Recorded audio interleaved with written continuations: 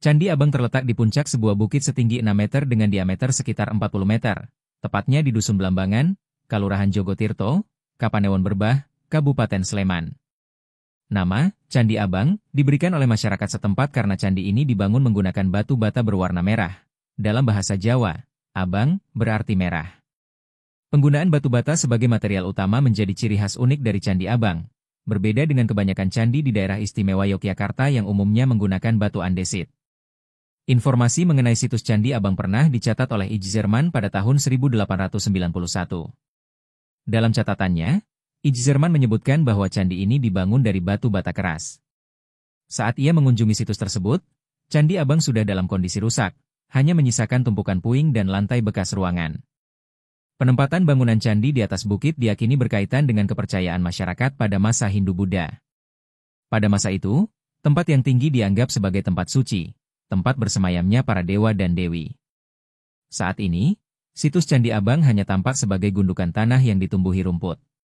Namun, sebagian susunan batu bata dari struktur aslinya masih dapat terlihat, menjadi saksi bisu kejayaan masa lalu. Candi Abang merupakan salah satu peninggalan arkeologis yang menarik untuk dikaji, terutama jika dilihat melalui pendekatan analogi dengan struktur stupa dalam tradisi Buddhis. Meski secara eksplisit belum ditemukan bukti bahwa Candi Abang adalah sebuah stupa, sejumlah kesamaan bentuk, fungsi simbolis, dan konteks budaya mengindikasikan adanya hubungan yang layak untuk ditelusuri secara lebih mendalam. Dari segi bentuk, Candi Abang saat ini tampak sebagai sebuah gundukan tanah besar yang tertutup rerumputan. Bentuk ini menyerupai kubah atau bundaran, yang dalam tradisi Buddhis merupakan ciri utama dari stupa. Walaupun struktur aslinya telah banyak mengalami pelapukan dan tertutup oleh vegetasi alam, kesan visual yang ditinggalkan tetap menunjukkan kemungkinan bahwa struktur ini dulunya memiliki bentuk yang menyerupai gundukan stupa. Keunikan lain dari Candi Abang adalah materialnya, yaitu batu bata merah, yang berbeda dengan candi-candi pada umumnya di Jawa Tengah dan Yogyakarta yang menggunakan batu andesit. Penggunaan batu bata merah ini mengingatkan pada teknik bangunan di wilayah Asia Tenggara seperti Champa dan Angkor, yang juga membangun struktur suci mereka dari material serupa. Melalui interpretasi arkeologis, para peneliti memang belum bisa secara pasti mengklasifikasikan Candi Abang sebagai stupa, mengingat kurangnya bukti struktural yang lengkap. Namun, hipotesis yang menyandingkan keduanya memiliki dasar yang kuat, baik dari segi bentuk, fungsi, maupun makna. Candi Abang bisa jadi adalah versi lokal dari stupa, yang dibangun dengan pendekatan material dan simbolisme khas masyarakat Jawa pada masa itu. Prasasti Abhayagiri Wihara adalah prasasti yang berangkat tahun 792 Masehi yang berasal dari masa kerajaan Medang Mataram. Prasasti ini menyebutkan seorang tokoh bernama Tejah Purnapane Panamkarana atau Rakai Panangkaran, 746-784 Masehi, yang membangun suatu kawasan wihara di atas bukit yang dinamakan Abhayagiri Wihara atau wihara di bukit yang bebas dari bahaya.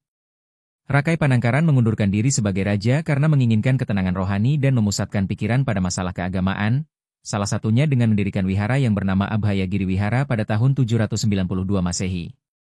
Prasasti ini ditemukan di Kompleks Ratu Boko, yang terletak tidak jauh dari Prambanan.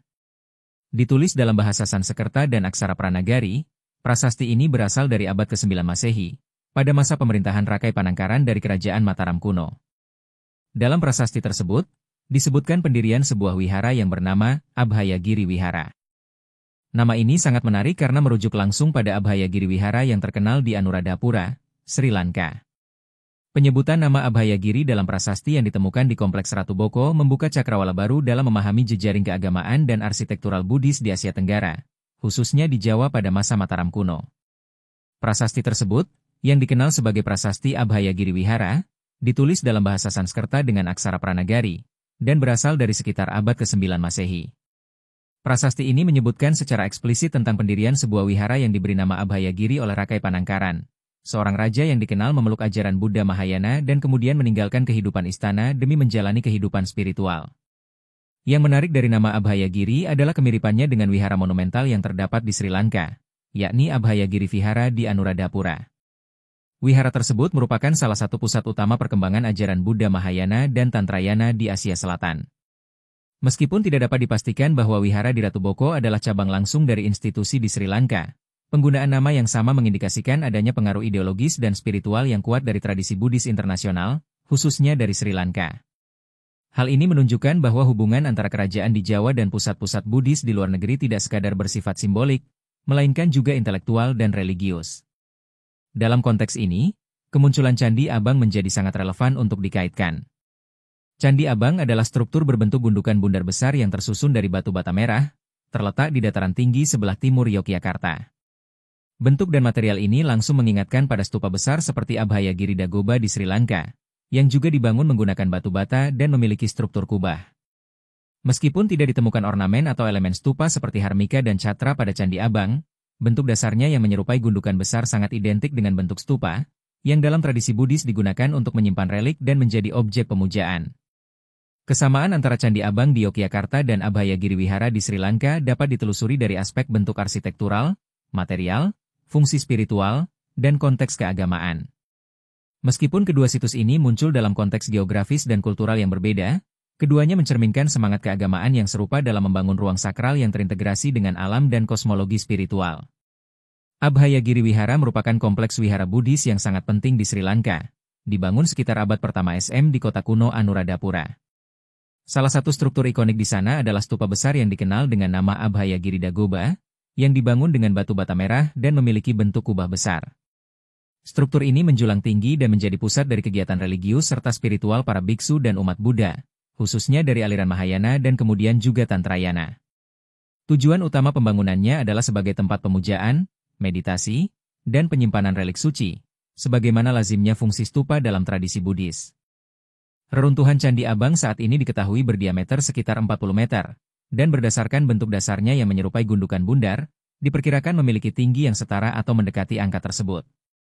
Jika kita mencoba merekonstruksi secara imajinatif bentuk utuh candi ini, maka akan tampak sebuah struktur megah yang menjulang simetris dengan proporsi diameter dan tinggi yang seimbang, yakni sekitar 40 meter. Dalam konteks arsitektur Jawa kuno, ini adalah ukuran yang sangat monumental, terlebih bila mengingat bahwa Candi Abang dibangun bukan dari batu andesit seperti banyak candi di Jawa Tengah, melainkan dari batu bata merah yang lebih ringan namun menuntut keahlian tersendiri dalam teknik penyusunan. Struktur ini, ketika masih utuh, mungkin terdiri atas 3 bagian utama sebagaimana lazimnya struktur stupa klasik. Bagian dasar yang datar atau sedikit membentuk teras, bagian tubuh, anda, yang berbentuk kubah bundar besar, dan bagian atas yang kemungkinan dulu memiliki elemen seperti harmika, pagar kecil di puncak, dan chatra, payung bertingkat simbolik. Meskipun bagian atas ini kini sudah tidak tersisa. Dengan diameter 40 meter, tubuh kubahnya akan tampak sangat megah, mendominasi lanskap sekitarnya, apalagi letaknya yang berada di atas perbukitan. Tingginya yang juga 40 meter setara dengan bangunan setinggi sekitar 13 lantai dalam standar modern, sebuah pencapaian luar biasa untuk struktur dari batu bata pada masa klasik. Relief di Candi Borobudur menyajikan berbagai bentuk stupa yang digambarkan secara detail dan kontekstual, mencerminkan pentingnya stupa dalam kehidupan spiritual umat Buddha serta perkembangan tipologi arsitektur Buddhis pada masa Mataram kuno. Dalam narasi visual Borobudur, stupa-stupa muncul dalam berbagai adegan, baik sebagai objek pemujaan, persembahan, maupun bagian dari lanskap spiritual. Bentuk stupa yang paling umum dalam relief Borobudur adalah hemisferik, yakni berbentuk setengah bola, yang berdiri di atas alas berundak. Biasanya stupa ini digambarkan dengan proporsi simetris, memiliki drum, bagian bawah silindris, dan bagian kubah yang membulat di atasnya. Di atasnya sering terdapat harmika, yaitu struktur kota kecil sebagai lambang dunia spiritual, dan chatra, payung bertingkat, sebagai penanda pencapaian pencerahan atau penghormatan tertinggi terhadap Buddha. Beberapa stupa juga dikelilingi oleh pagar, vedika, kecil yang menandai area suci, seperti halnya stupa-stupa di India. Dari segi konstruksi, bangunan setinggi itu dengan bahan utama batu bata merah menunjukkan penguasaan teknologi yang cukup maju. Batu bata memungkinkan bentuk-bentuk melengkung dan volume masif seperti kubah, namun tetap menuntut teknik penyusunan dan penguatan yang presisi agar bangunan tetap stabil. Struktur seperti ini kemungkinan memiliki inti padat dan tidak memiliki ruang dalam yang luas, seperti pada stupa pada umumnya, yang difungsikan sebagai monumen ziarah atau pemujaan, bukan sebagai ruang aktif seperti aula. Dalam kondisi utuh, Candi Abang dengan ukuran tersebut pastinya akan terlihat monumental dari kejauhan, terutama karena posisinya yang berada di perbukitan. Kombinasi skala, bentuk bundar, dan warna merah bata yang mencolok di tengah lanskap hijau akan menjadikannya penanda visual sekaligus simbol spiritual yang kuat. Ia bukan hanya struktur keagamaan, tetapi juga penanda kekuasaan religius dan pengaruh kosmologis yang mencerminkan hubungan antara penguasa, agama, dan alam semesta. Goa Sentono, yang terletak tidak jauh dari kompleks Candi Abang dan Candi Ijo di wilayah perbukitan selatan Yogyakarta, seringkali diinterpretasikan sebagai bagian dari kompleks keagamaan Buddha pada masa Jawa kuno. Dalam konteks fungsi dan bentuknya, Gua Sentono sangat mungkin dapat dimaknai sebagai wihara, yaitu tempat tinggal atau praktik spiritual para biksu. Di sekitar kawasan Candi Abang dan Gua Sentono, telah ditemukan sejumlah tinggalan arkeologis yang memperkuat dugaan bahwa wilayah ini dulunya merupakan bagian dari kompleks keagamaan yang aktif dan terorganisir, terutama dalam konteks ajaran Buddha Mahayana pada masa klasik Jawa. Temuan-temuan tersebut tidak hanya menunjukkan keberadaan bangunan suci, tetapi juga menyingkap jejak kehidupan sehari-hari yang berlangsung di sekitar area tersebut. Fragmen keramik dan gerabah ditemukan tersebar di sekitar lereng Bukit Candi Abang. Pecahan periuk, kendi, dan mangkuk tembikar menunjukkan adanya aktivitas domestik atau ritual, yang mungkin berkaitan dengan komunitas pertapa atau biksu yang hidup di kawasan ini. Benda-benda ini dapat diasosiasikan dengan kegiatan seperti menyimpan air, memasak, atau keperluan ritual harian. Selain itu, keberadaan batu-batu bata dan sisa batu andesit dalam kondisi tidak beraturan menandakan bahwa dulunya mungkin terdapat struktur tambahan di sekitar Candi Abang, seperti bangunan penunjang, pagar suci, atau teras yang kini telah runtuh atau tertimbun tanah.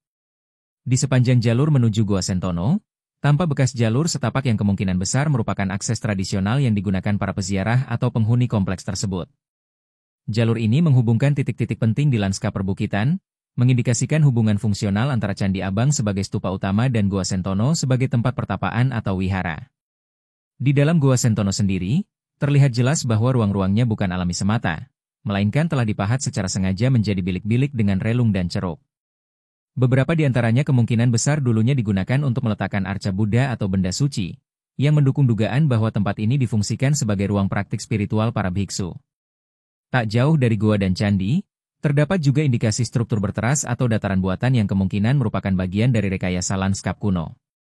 Area ini, meskipun belum digali secara menyeluruh, menunjukkan pola penataan ruang yang khas situs keagamaan, tertata, mengikuti kontur alam, dan mengarahkan perhatian menuju titik-titik suci seperti stupa atau tempat pertapaan.